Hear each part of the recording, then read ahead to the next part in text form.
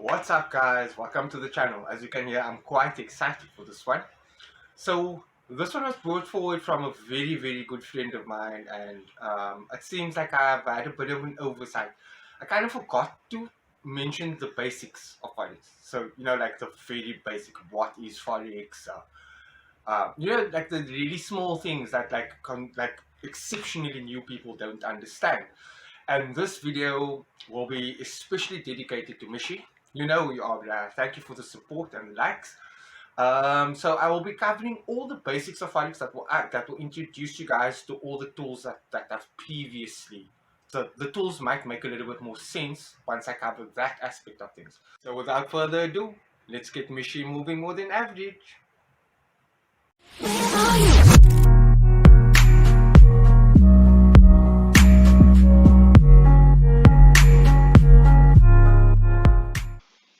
Yeah, guys. So what we're gonna do is I'm gonna take you guys through the very beginning bits of our official Forex stock.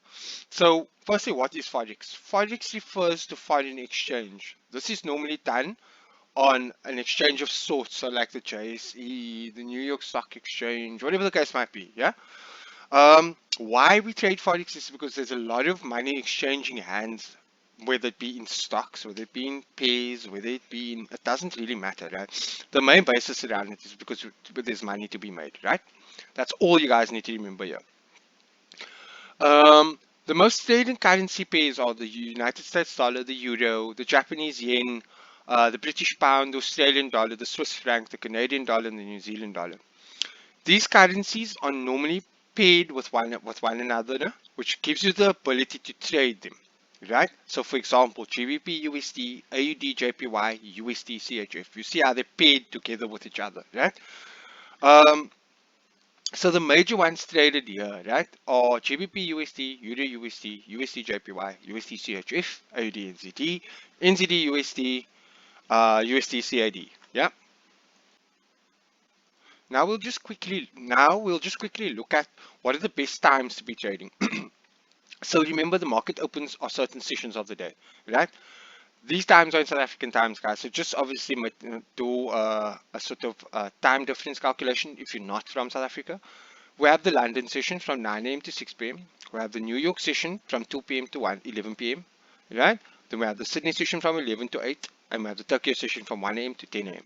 Now, with that being said, guys, I only ever trade on the overlap between London and New York, and I trade right through. So essentially, I trade from 12 to around about 7 at night, 12 o'clock in the afternoon till about 7 at night, because that's when the highest volatility is for what I'm hoping to achieve from trades. Some of my trades do go overnight, but that's no problem. My entries normally take place during those times, right? As you can see at the bottom here, the overlaps are New York and London from 12, right? Sydney and Tokyo from 11 p.m. and London and Tokyo from 7 a.m. Now, some of these are volatile, some of them aren't. It just depends on you as a trader and how much time you can dedicate to trading, right? Um, Personally, I don't trade in the Sydney Tokyo session. I just feel like the markets are quite flat. They're not exciting.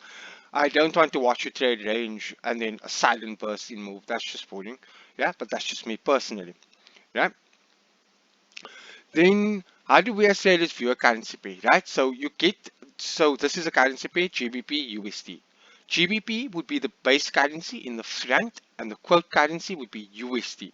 So the reason the pairs are quoted this way is because it allows us to buy and sell simultaneously. So if I say buy USD, GBP USD, sorry guys, then I'll be selling the USD and buying the pound, right? So remember, the transactions happening both at the same time. That's essentially why you have the currency pin. That's what allows you to make money. Yeah. Then we have things like indices, guys, and this is actually something I trade more than anything really. So you get the NAS 100, which is the top 100 tech companies in America. Then you have the US 30, the Dow Jones, and then you have the S&P 500. As you can see in here, for the purposes of my course, I normally focus on NAS 100. It's 90% of my bread and butter. I love the pay. I love trading it. It's exciting. It's nice moves for the session I choose to trade in. Very cool though. Very cool. So if this is something that would interest you guys, feel free to reach out to us at any time. Yeah. Now we want to just do types of charts. So you get bar charts, you get candlestick charts, and you get line charts.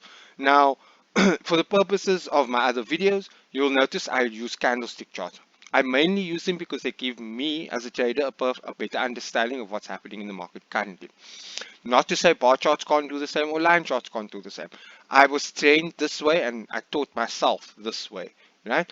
Bar charts are pretty cool. I do know of some strategies that are really cool. Line charts, I can't really think of anything around that. But for this video, we're gonna sort of talk around candlestick charts as well. Yeah. Then we have candlestick charts, right? So bullish candle. Bullish candle simply means an upward momentum, right? So bullish up. So we have the high, we have the close, we have the open, and we have the low.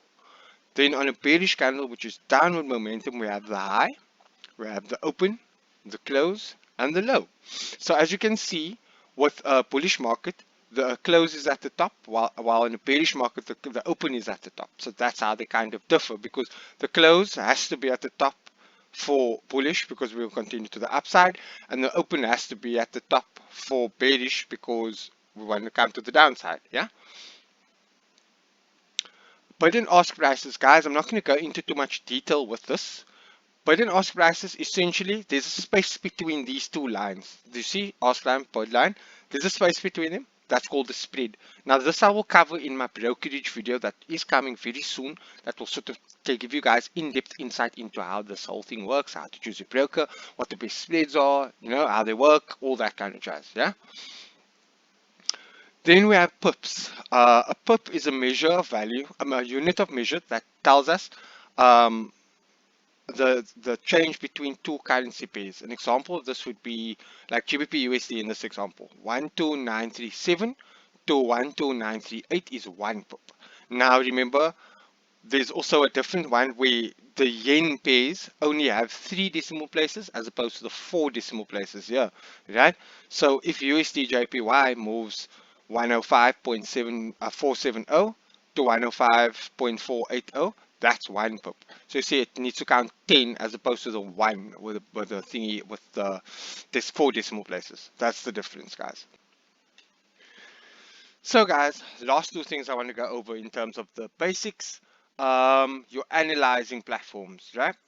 So your analyzing platform, this is solely where you do your setups. It's where you're going to analyze the market on. This platform is called TradingView. TradingView is the best. It has a multitude of tools that you can use that a lot of MetaTraders don't offer all in one go unless you go purchase stuff. Like, guys, there's like a whole array of toys that you could use here. It's brilliant. It's amazing in terms of how to analyze the charts. It gives you all the stuff you need in one. It's nice and clean, you know. So it depends on you how you want to use them. Obviously, you guys will notice in my past videos, I use this all the time. Right? This is where you just do all your analysis, nothing else. You can't enter trades from here, you can't do anything from here. Every tool that your mind can think up would be here. Right? Finally, then we have the MetaTrader. So this is your broker. This is where you're going to enter trades from, right? So you'll see a list of currency pairs here on the left, depending on your broker. For this instance, I'm just going to show you my FX brokers demo. I don't necessarily, I'm not saying you guys must go with him. It just depends on what you are. Like in my broker video that's going to be uploaded soon, I'm going to cover the importance of which broker to use, when, why, what, like that kind of thing. So essentially, this is where you'll buy and sell your currency pairs, your indices, that's where you buy and sell everything, right? This is where you enter from. So you don't need lines on this chart at all. What you need is, man, that's all nice. Sorry guys. What you need to do is analyze things here. That's all you need to do. So I hope you guys enjoyed the video. I know it was a little bit quick. Um, if you guys want more assistance on certain things that were covered here, maybe you want to just go through a couple of things. Also, of the things you don't understand, please feel free to comment down below. I'm happy to run you guys through anything you want. Maybe you have suggestions on new videos you'd like me to do. I am always available to do stuff for you guys. If you do like the video, remember to like and subscribe with the links down below. And then also, Mishi, I hope this was good enough. If not, please phone me. And then without further ado, guys, let's get moving more than average.